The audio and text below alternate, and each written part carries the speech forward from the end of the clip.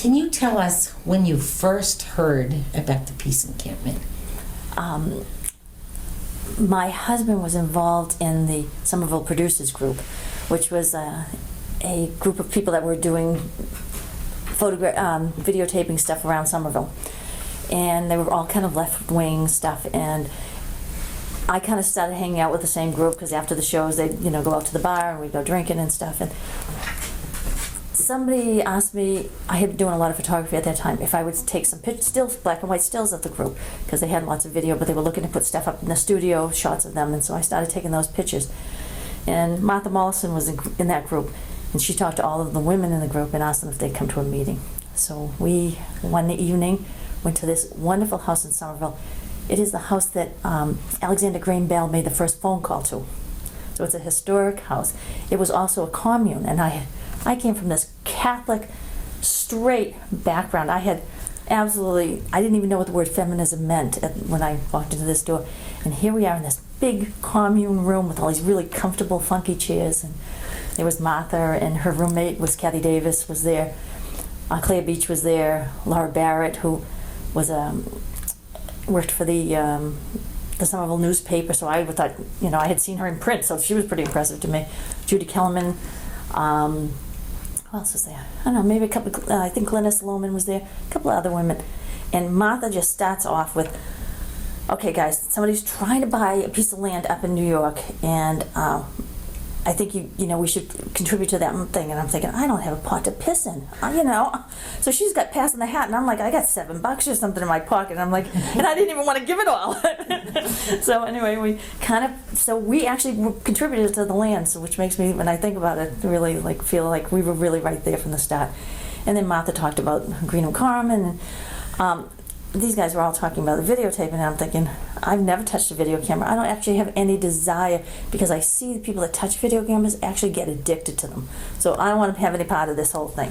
So I'm like, I don't know what I can contribute. And Claire was like, Nance, you should just come. You've taken some great shots of us at, doing the producers group. We'd really like you to kind of document us documenting. So I kind of got sucked in, and the first weekend we went was before the camp opened. We had gone up there. They were just sort of starting to work on the land, and the video, I don't know if maybe there were 4 or 5 of us. We were sitting in a circle on the side yard and talking about the process. And remember, this equipment was not like your current equipment. It was all so big and so heavy. It took 3 women to do any kind of shooting, because you had one with the camera, one with the deck, and one with sound. So they weren't very mobile at all. But we were sitting around kind of trying to talk about the logistics, and we had actually no idea of how big this was going to get, or how small, or how this was all going to work. And someone came over and asked us if we would help do something with the camp. And that was the beginning of sort of the thought of, where are we documenting and where are we part of the camp? And can we do both?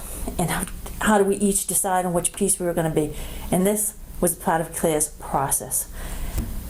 We were like, we'll help you in a minute, but Claire wants to do this process thing. And so really talking about what our skills were and what our value was, and is this our contribution to the camp, was documenting it, or was that some other stuff. So I think how we ended it is that 2 people broke off from the group and went and helped whatever the project was at the time.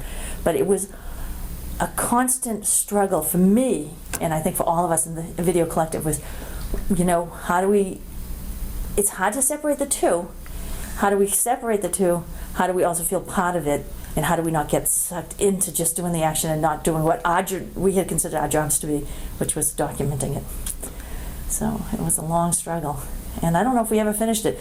And I'll tell you, on August 1st, when everyone went over the fence, I actually hung on to the fence to keep myself from going over it, and I was really glad it was 8 feet high, because I was thinking I could get my fat ass up and over it if it was 4 feet. So I was kind of glad. So that's how I started. Really pulled you in. It did. It was, it became a focus. I went multiple times to the camp. So then we I think went twice before the camp it opened officially, and then we were there multiple times. And I came back the year later, and then I actually went back once, a long time after. and spent a night there. So when you all went, did you go as a group or did you catch up with each other? Most of the time we went in one car. And some of my favorite memories was traveling with this group. The first time we went with Martha, and I believe Martha drove, and she had this thing, we had to feed Kitty, so we all had to put a certain amount of money into this pot, and that to pay for the tolls, the gas, or essentials on the way up. And so she'd start meowing whenever Kitty needed to be fed. And then she'd start these stupid questions like, how do you know if a road is a north or south road or an east or west road? And we're like, what are you talking about? Yeah, how do you know if like Route 2 is north or south or east or west? And actually the answer is, if you don't know, odd numbers go north and south, even numbers go east and west. But she made you think things like that. Or she'd come out with, what was your favorite Halloween costume when you were a kid? And so the time just flew. When I drove, people would, I had bought a brand new van that actually had a bed in it. It was a conversion van. It was very nice, very comfortable. It was a Standard, and we had bought it for my husband's 30th birthday. The first weekend we got it, he let me take it up to Seneca. Of course, I stalled at every single toll booth going up. I couldn't get it back into first gear, so I was like, you could hear the things grinding and stuff. But it was a wonderful van, so I traveled a lot and I drove, but people didn't really like driving with me because I wouldn't stop to have him take a piss. Clay had a bladder of a flea. He was like, I'd be like, take a nap, Claire. Yeah, I'll stop at the next rest stop and just keep going because it would take hours to get there. But if Claire didn't talk about her orange VW, did she talk about her car? A little bit. She had this very old convertible VW orange Bug that had a missing seat. The front seat, there was only one front seat, the other one was missing. So her and I go up, and this is right before the 4th of July action. And so I'm sitting in the back, and we're talking and talking and talking. We run out of gas on the highway. So we pull over, and neither one of us have any money. So we're like, so the guy, finally, after about an hour, I have a big sign on my chest saying, call help, because no one would stop. And finally the tow truck came and I said, listen, I stopped, I'm not supposed to come unless the police call, and they never called, but so many people stopped at the toll booth and said, there's these stranded women on the side of the road. So he came and I think we put $13 worth of gas in or something. And, but so we finally get there, and right before you got into Seneca, there was a McDonald's, and Claire's got to pee again. So we can't leave because the van's a convertible. I mean, the bug is convertible, and we have all the video equipment. We can only go one at a time. So I'm sitting in the thing, and all of a sudden, all these state police come in, and they come in and they're flying in the parking lot, and their tires are screeching, and they go one right after another in a line. There must have been like 40 of them. And Claire comes out. I'm freaking at this point. And we're like, something must have happened at Seneca. And we didn't know, but of course the people getting arrested over Waterloo had come in, and they had called in the state police, and they were meeting here before they went on. So she gets in, and we ride down, and we go, and it's nighttime at this point, and there's a lot of other reporters on the front lawn. Bella Abzer is there, and she's talking, and so Claire's like, let's get the equipment real quick. And so we grab all the equipment, and I've got my cameras, and we run in and we do it, and I'm doing still photography, and Claire, and I don't know who she's like grabbing people to help carry the other stuff. We're recording this, and all of a sudden a helicopter comes over the top. Now, I've seen way too many Vietnam movies. I think that, because I'm all jeeped up from all the police and all of this kind of, like, the rest of the way, we're like, oh my God, bad things must have happened, blah, blah, blah. The helicopter comes, I hit the ground. I think I'm going to be shot. In the middle of it, I'm lying on the ground. There's all these people around. Claire looks at me, what did you do? I thought it was Vietnam, we were going to be shot. I don't know what I was thinking. I got dust off, kind of embarrassed. Oh yeah, I always do that. Little Tourette's or something, I don't know. But it is one of my very favorite stories. But so we traveled a lot in my van, and we always had a great group of people coming back. On the way back, we were always exhausted. The good thing was, the first time I went up, I slept in a tent, and I don't remember whose tent it was. It wasn't mine. And all night long I was like, oh, I'm sleeping on a rock. This is awful. I'll never camp again. And I was sleeping on the zipper of my jacket, so it wasn't very bright on me to not check it out, but I could have relieved a lot of things. But the van had a bed in it, and it also had a nice carpet on the floor, so two of us could sleep in it. So people were always sucking up to me so they could sleep in the van with me because it was pretty comfortable. So, it was good. Was it the same group pretty consistently, or did it change, your V? Yeah, it was pretty changed. I think it depended on how people had time off and stuff. I was doing 3 12-hour shifts, so I had a reasonable amount of time to get off. I would say Claire and I traveled together probably the most frequently. We went up a lot. Laura Barrett would go up, Judy. So we had a kind of a group that went up because it had to be people that had equipment. How was it for your husband, the whole women-only thing? Well, I have to tell you, that's something that you guys are missing the story about the guys behind the scenes. Larry Yeager, who worked at Boston University, did all of my black and white printing for me. He was for free. He was incredible. I'd buy the paper and he'd do all of the work. And so not only time-consuming, but the amount of chemicals and the cost for that was just totally eaten up. And then Paul was absolutely amazing. He actually had some access to some video equipment, so he let us use all of the video equipment, the tripods, all of that stuff, letting us, we met at my house all the time, so using the space and just going. I had no kids at the time, so, he was really supportive. But there were a lot of guys like that. Kathy Davis's husband was amazing. Martha Bollison's husband was amazing. Martha had a kid. He was amazing. Let her go, Sky. In fact, I think Sky actually even came up to the camp once to only come to the front, but I think they came up one time. So there were a lot of guys in the background supporting us, as well as other women that couldn't make it. So in the group, were there any lesbian women?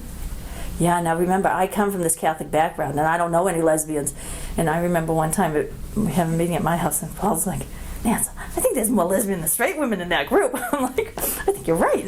But and I got to tell you, being at that peace camp, it made me look into my sexuality. There was definitely a lot of that. I don't think you can be with a group of women without feeling like, am I attracted to her? Is there something going on with that? And so it's kind of looking at those things. So, and there were, and certainly there were so many people in love, or acting in love at least, and so you can't help but do that.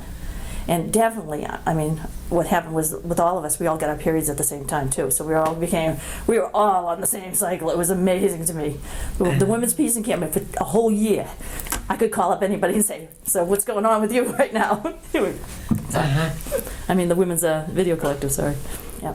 So so they were in the group itself. I don't know if they actually. I imagine there was a couple, but as we always kind of, because people were interested in media, always attracted sort of this. Not only was this little group, but there was this outside group. So there were certainly other people, but they were all wonderful women. I would not give it. I'm just sorry that we sort of lost track of some of them. That's why it's so nice to see this project be able to. Oh, I know her. I remember that. Well, Martha didn't let this die. There was the women. We went to Africa. We did shows for some of the producers group. We did a show on women in Vietnam. So she continued to keep us, motivated, going, and so she was certainly the mother of the group. And what about the whole idea of working collectively with women? Was that something you'd done prior to this? I had never worked collectively with anyone ever, and still have a very hard time with that. My parents were the boss, and you did what they said, and so I grew up that I could also be the boss, and so it was painstaking for me. I'm a type A personality where I see a thing that needs to be done, just friggin' do it and get it done and be gone with it.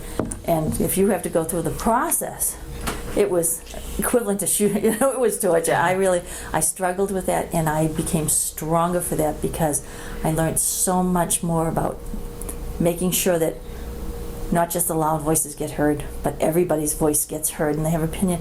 And you know what? Those quiet people actually have something to say and share.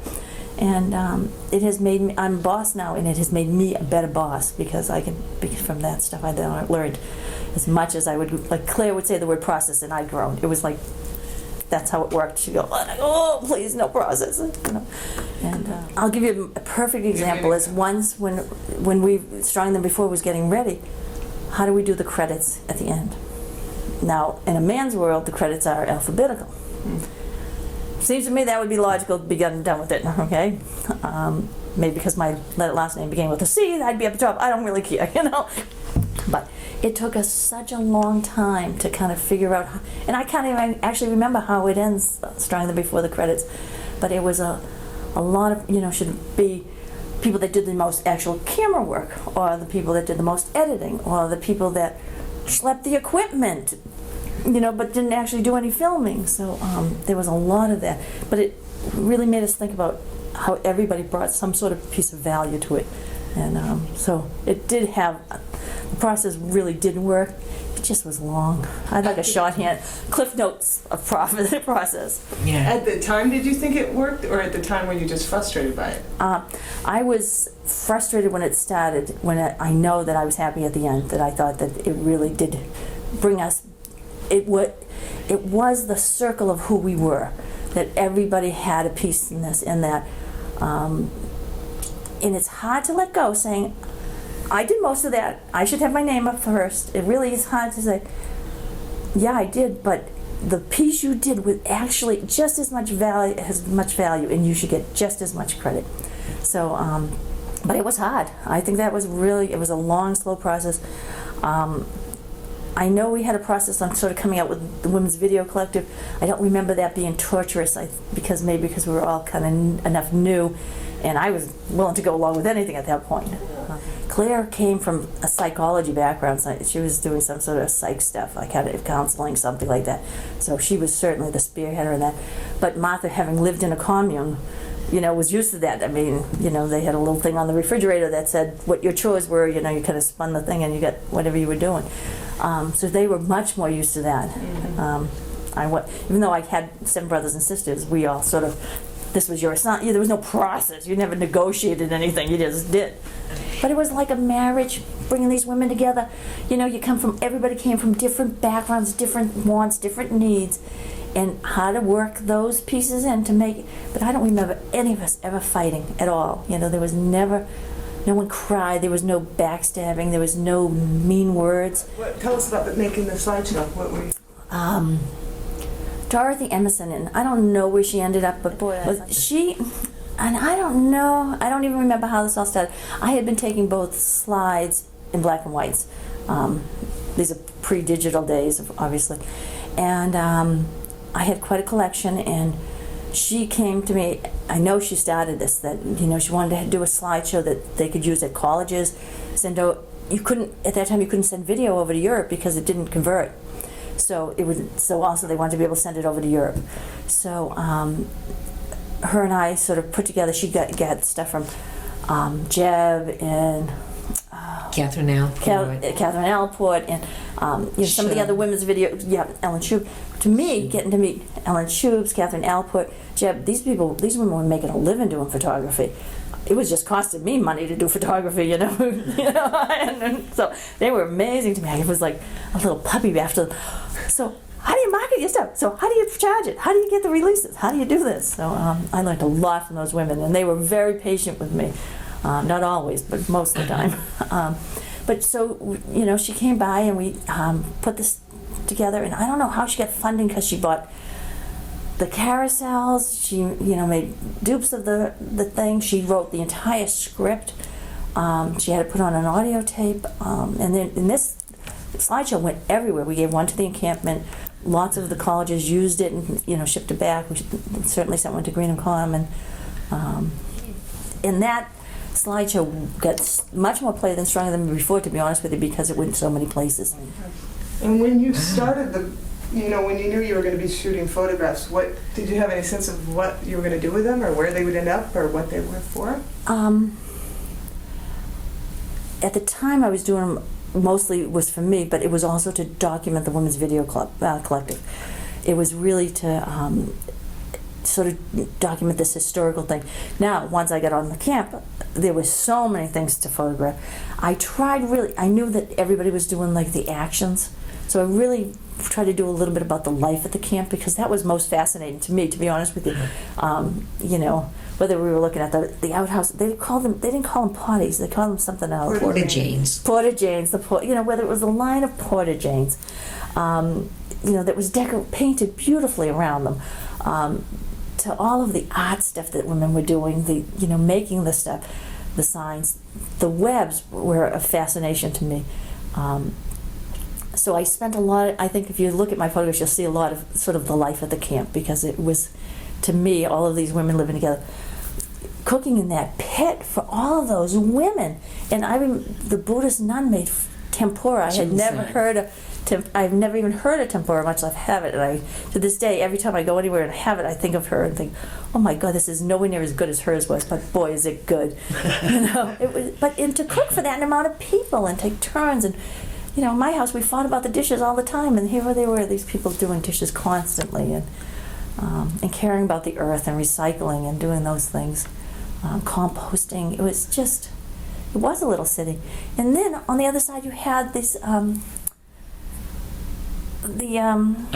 Amish people, and I had never been to Pennsylvania, and I didn't know anything about it. So I would sit a long time watching these people in the field. You couldn't photograph them, so there were no. They asked not to photograph them. It was hard to respect that, because if I had a camera phone today, I don't know. You know what I mean? Right. But not to do that, and to see the kids there, and to see their work, and that added to the spirit of the place. It really did.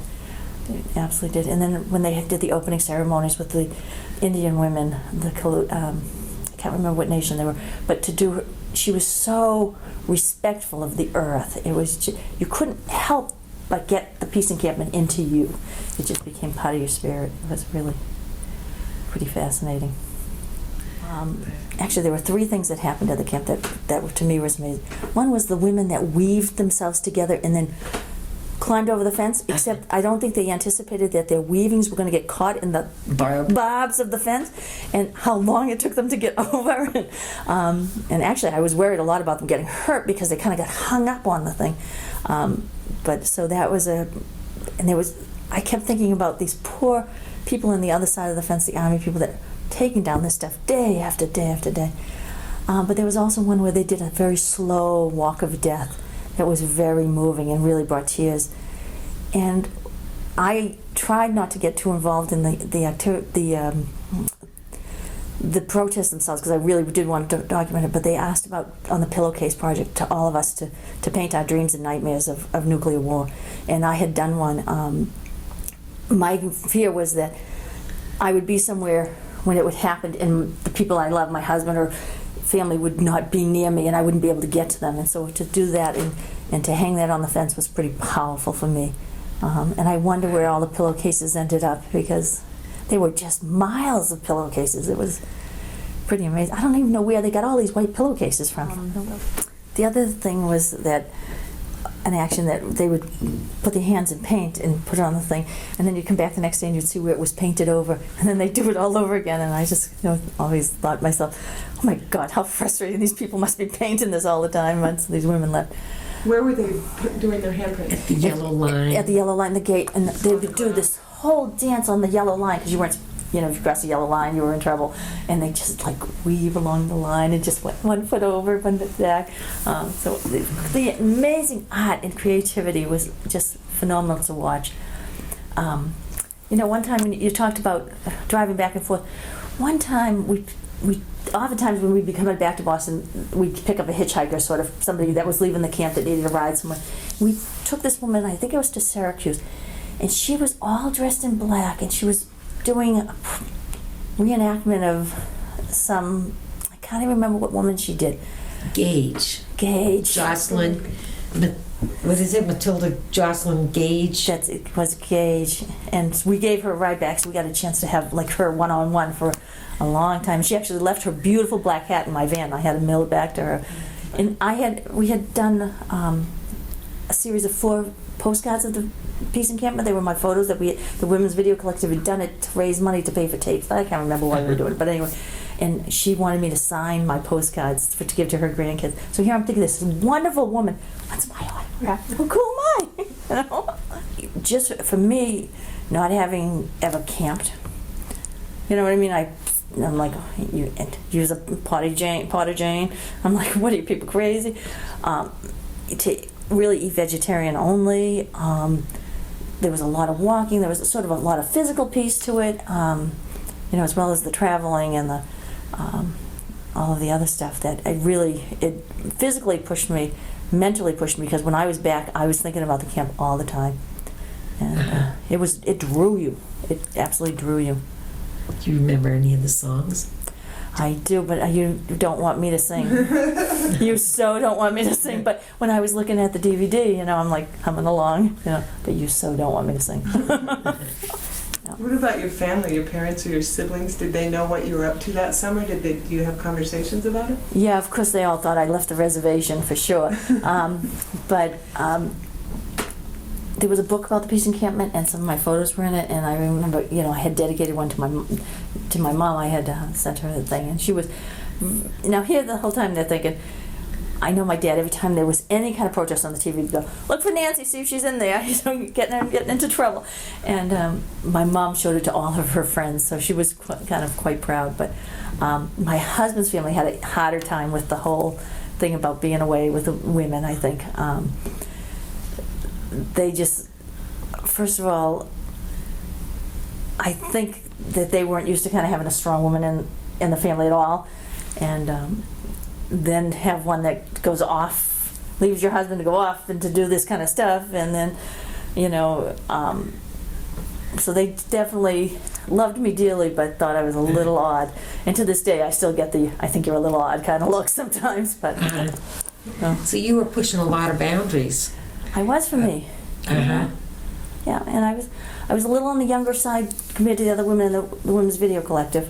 You know, and I wasn't long out of nursing school, which was equivalent to going to a convent. And you know, I went to Mass General, and that was just like being in a convent. I mean, there were incredibly strict things. We had our uniforms had to be, you know, 2 inches below our knees. I mean, there was just so, it was like going back into the time. So for me, this was like just amazingly eye-opening. Did you spend any time in the healing room? I didn't. I did for the video collect. I had brought some supplies that they needed for the healing room when it first opened, and for the video collective, I ended up actually sort of doing some of the nursing stuff. We had UTIs, probably because I wouldn't stop to let them pee. Now that I think of it, and you know, a couple of other things. So we gave some of those medical advice when the women were going to Africa. We did some medical stuff about that. No, so but I didn't want that piece of me. The nurse pull can be very strong, and the sort of that taking care of and stuff, and I didn't want that piece. And besides, they didn't need me. There were so many women that knew so much about herb. Yeah, they were healers, and I found them fascinating. I spent time talking with them and stuff, but the only thing I knew was conventional medicine. You know, I had no idea of anything else. So the camp was healthy, though. It was amazing. You know, when you get this kind of group of people together, and people came from so many different places in their lives. But I thought physically the camp was very healthy. I think there was times when there was some emotional stuff going on. Yeah. Well, could there not be with the numbers of women? Right, sheer numbers, yeah. Do you have any idea of numbers? I can remember, because we had gone to the camp a couple times before anybody was there, so there was only a few tents, and then coming back, it was, I think, for the August 1st thing, and the back field was an incredible sea of tents. It was in all colors, sizes, and shapes, and people had flags and stuff. It was, so that, to me, there was 10,000 tents, because it just went on. There was not a space where there wasn't a tent. I was like, at night, how will you people know where to sleep? You know, where you're going to find your place? Because it was pitch dark, obviously, at night. One of the funniest things about that was security would say, she's sleeping in a red tent. Right? Red or orange. You'd have to go and try and find that tent. Well, it's next to that, and then they would describe.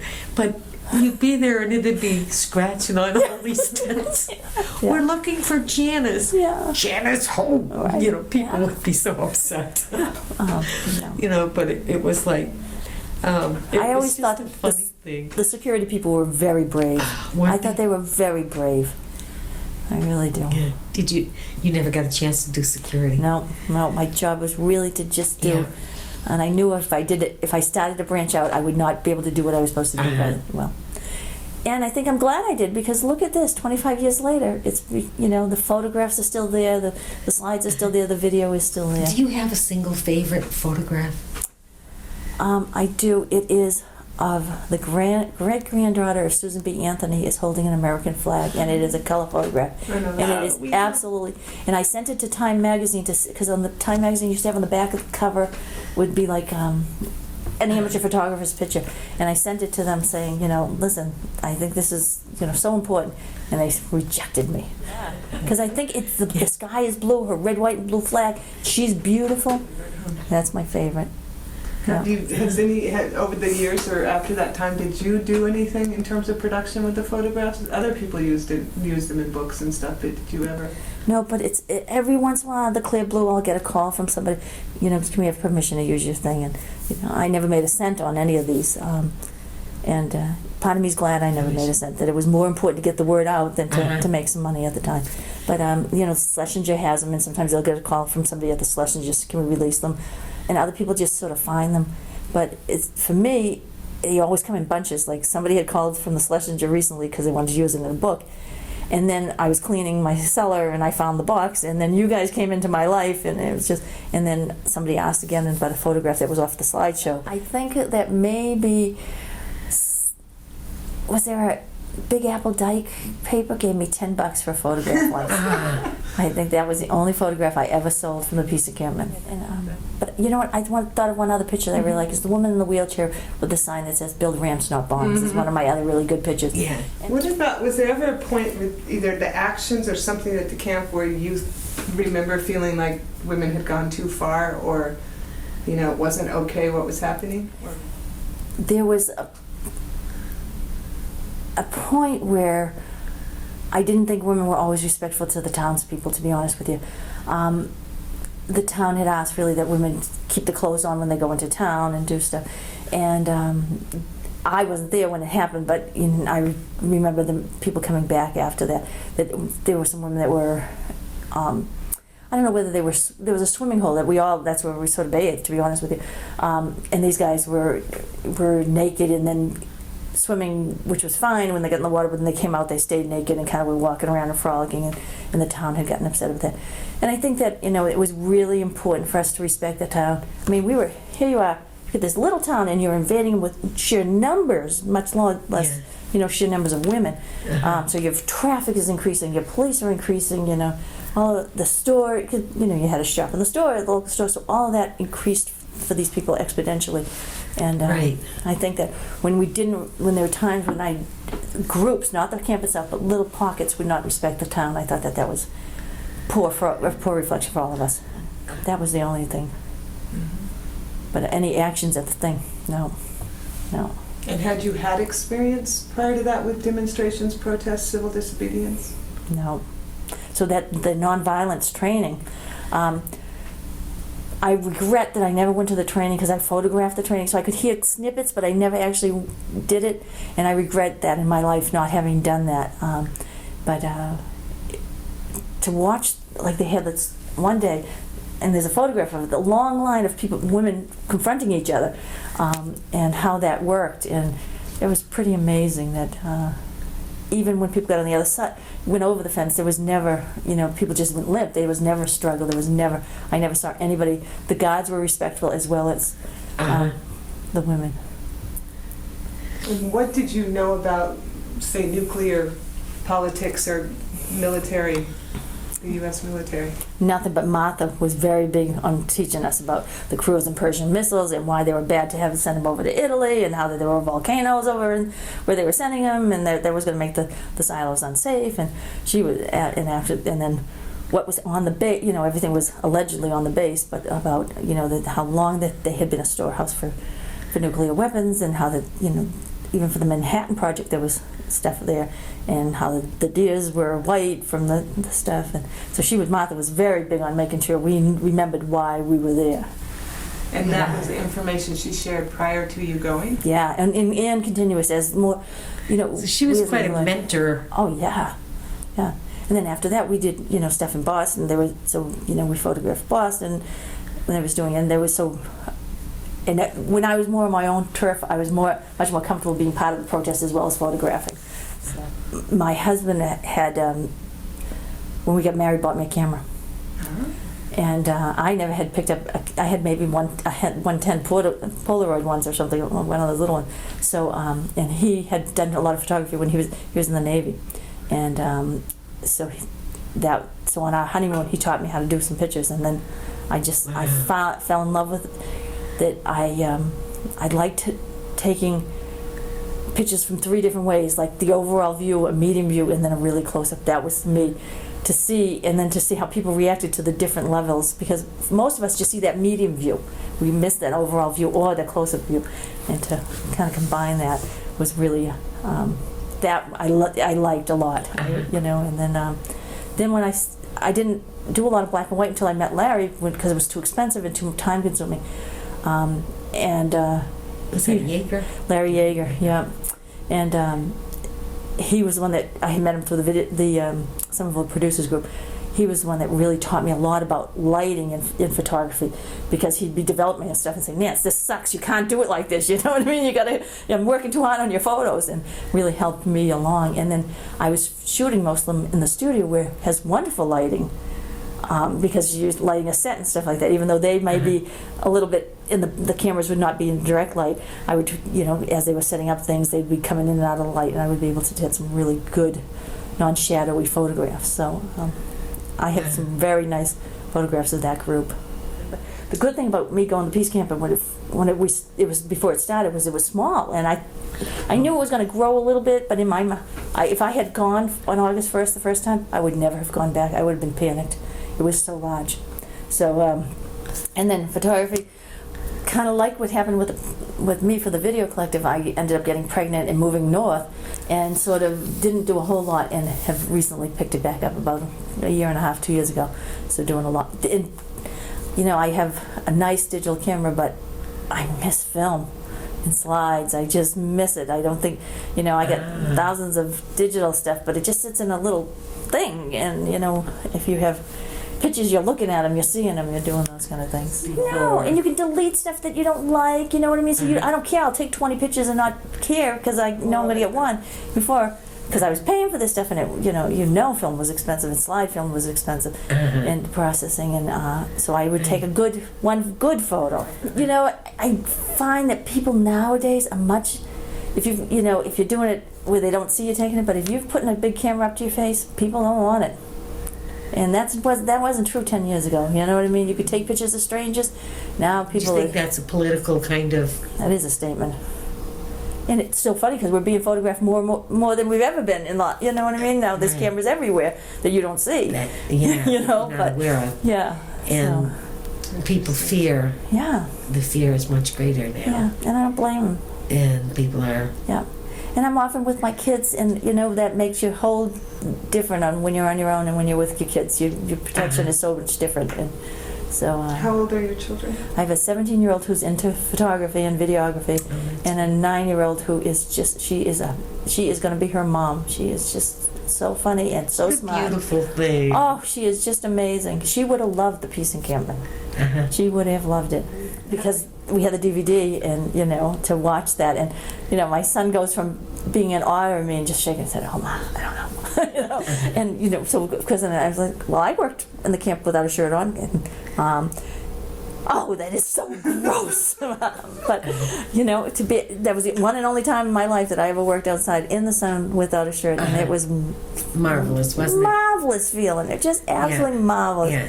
Just the sun on parts of your body that have never seen sun, and the breeze, and I have big boobs, and letting them flop out there was just really nice. It was, and I was glad I had done it. And I think I was at the camp quite a few days before, but in the back there were a lot of women doing it. I don't know what we were doing. but I said that I would help. It was something with gravel. I don't know. Oh, they were digging the pits for the water. Yeah, the lines for the water, right? Yeah, Is that what yeah, we were doing? yeah. So yeah, I had been photographing them, and decided that it wasn't really taking my shirt off to photograph. It just didn't seem right. But to help do a couple, you know, I probably did 7-8 minutes worth of work, but certainly enough to feel like that. How So, cool. you know. So your children watched the DVD with you? Yeah. So, and they saw it when it first came out on the blog. I was like, you guys got to check this out. This is my, this is the stuff I did. And of course, they never see their mother in that kind of role, except that my kids are very, they've been involved in the election. I have a 17-year-old son. The war is a huge piece for me, huge. So, I mean, I've been on this kid since he was 12 about war, and my daughter. She was talking to a girl. Paul was in the car with the two little girls, my daughter and somebody else, and Terry was saying she was going to vote for Hillary Clinton, and so the girl said, "Well, who else is running?" And Terry goes, "A black guy named I can't remember." Before she came up with Obama, the other girl said, "I wouldn't vote for him because he's black." My daughter was like all over her. That's discrimination, because we're so colorblind. And those are some of the stuff that I took from the camp, to be honest with you. Because in my house, the only thing color coming in the house was going to be a TV. There was, there was absolutely none of that when I grew up. So just be able to know that my kids are colorblind, that they are, gender blind, that they know, my daughter knows she can do anything she wants to do. It's really big. And to my son, who, when he was born, he would not watch TV, have no sweets, no guns, right? None of those worked for me. But he was so into guns when he was a little kid. I was like, oh my God, this kid, how do a stick, anything was turned into a gun for this kid. He was totally into that. And the video games he plays are all, they're all war video games. But him and his father videotaped oral histories of World War II veterans, and he's been hearing the stories of the World War II veterans and the hardships these people went. And so between his mother and father and hearing these oral histories, he's really, I think, become quite a good young man that I'm very proud of. And I'm also trying to teach him French in case he has to go to Canada. I don't know, I'm covering all bases. So. I actually found it fascinating. I thought the women's bodies were absolutely fascinating. And, I thought that they came in so many shapes and sizes and colors and, tall and short and all, but all of them had so much ability that I found that fascinating. I spent I'm a people watcher anyway, and I spent a lot of time just like fascinated with that whole thing. Did you end up having any friendships with women that weren't in the collective? Did you meet people at the camp that you got to know a little bit? I don't think so, because we were so isolated on that, like we were so focused because we were there. We had lived there maybe for a long period of time, and I actually think some of the collective may have gone up for a whole week, and I did like the either end of the weekends or something. But and the people that were videotaping at some point started teaching other women how to do it. They really did do that, but I didn't have that opportunity. And at night when we'd be sitting back in the barn and watching the raw footage from the day, I'd just be so glad to be sitting back and not talking to people for a minute, or not feeling like I had to be on and observant and all of that. So, were you any part of making choices about what was going to go into Stronger Than Before, or you just stayed out of that? As no editing of that one. Nope. And what did you think of the final product? I think that it needed to be longer. Mm-hmm. They were, I think, 27 minutes or something. They were a lot. 26, yeah. And how do you tell that story in 26 minutes? So I think it just gives you it made me just want more. And just the smallest glimpse. I thought the editing was amazing. The footage was absolutely wonderful. But I there was so much more to tell. Yeah, and I couldn't believe that they could get it down to 26 minutes. I was thinking, how could you possibly think of that? But I don't think like an editor. So, how do you do that summer in 26 minutes? Yeah. All those stories to tell. And was there ever a time during August 1st, was the largest action, that you felt any kind of fear in terms of what might happen between townspeople, anti-protesters and protesters, or military? I remember when we were walking to the depot. Yeah, I was scared a lot the whole time. I was there the whole time. I think that they had that security, which was very brave of these women. But I knew that was sort of a joke, to be honest with you. And I mean, look at all the security they had at the base, and women were able to get into the base. So you know what I mean? But this didn't make any sense. So and again, I don't know it. I'm not used to being here and this kind of stuff, and I didn't know what these people were capable of. And there had been, there was always rumors of incidents and stuff like that, and so I think that there was not enough to keep me away, but certainly made me nervous. There was always a part of me that was concerned, not so much of the townspeople, but really what the military's response was going to be. As you can tell when I hit the dirt, because of the helicopter. And it ended up, I think, it was because the helicopter had a big light, because it was a newscast helicopter, not, the Army helicopter trying to shoot me. So You're the first person shot down by a CBS News alert. I don't know how to. It was so instinctive. I was down so fast. There was no thought. It was just, oh my God, we're all gonna die. Yes, that was on video. Wouldn't that make fun of Claire's videotaping Bella. What are you doing?